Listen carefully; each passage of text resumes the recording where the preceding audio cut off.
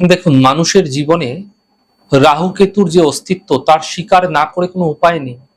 এই দুটি অক্ষবিন্দু জাতকের জন্মছকে, এক তো কেতু তার পূর্বজন্মের কর্মফলকে নির্দেশ করে, এবং রাহু এহ জন্মে আপনি কি সঞ্চয় করবেন, কোন কর্ম আপনার সঞ্চয় হবে তাও নির্দেশ করে থাকে।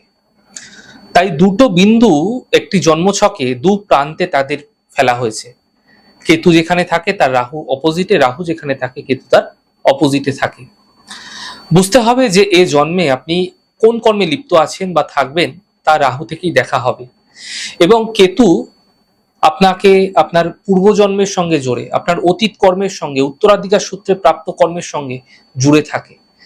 আপনাকে বোঝাতে চায় কেতু যেই ঘরে বসে আছে, যেই ঘরের মালিক, সেই ঘরের মালিক কোথায় আছে, সেই ঘরের মালিকের সঙ্গে তার সম্পর্ক কি, সেই ঘরে বসে থাকা অন্যান্য গ্রহের সঙ্গে তার সম্পর্ক কি, এই সমস্ত কিছুই কিন্তু কেতু বুঝিয়ে থাকে।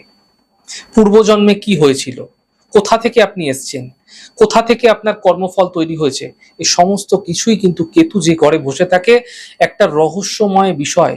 কেতু মানেই কিন্তু রহস্যময়। কেতু যে ঘরে বসে থাকবে সেই ঘর থেকে আপনার পাস্ট লাইফ সম্পর্কে অনেক ধরনের প্রেডিকশন করা সম্ভব নিখুঁতভাবে।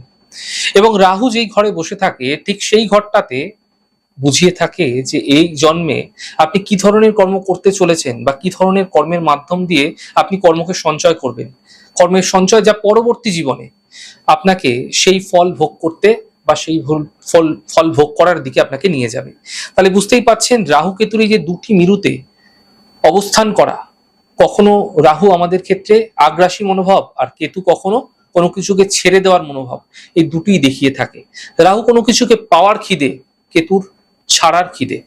কেতু যখন কোনো কিছুকে দেখবেন, কাউকে আপনি কোনো একটা কথা বললেন, আপনার মনের ভেতরে কোনো একটা কষ্ট হচ্ছিল, মনের ভেতরে ইনার মাইন্ড অর্থাৎ ভেতরে যখন কোনো কষ্ট হয় সেই কষ্টটা আপনি কাউকে বলে ফেললেন, তখনই দেখবেন আপনার মনটা কিন্তু হালকা হয়ে যাবে। অর্থাৎ কেতু ভেতরের মনকে নির্দেশ করে থাকে। কেতু সম্বন্ধীয় মন আমাদের তখনই ডিস্টার্ব করে ভেতরে যখন আমাদের মনের কোনো ব্যথা হয়।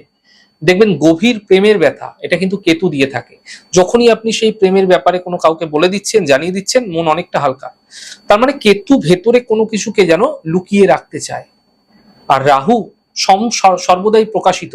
তাই রাহু এবং কেতুর এই যে বিপরীত মানসিকতা, তা কিন্তু মানুষের জীবনে সর্বদাই কখনো শান্তি, কখনো অশান্তি, কখনো দুঃখ, কখনো কষ্ট, কখনো ঝঞ্ঝাট, কখনো সমস্যা, এই সমস্ত কিছু নিয়েই, সুখ দুঃখ নিয়েই যে জীবনের যে মানুষের পথ চলা, সেটা কিন্তু বুঝিয়ে থাকে এই রাহু কেতু।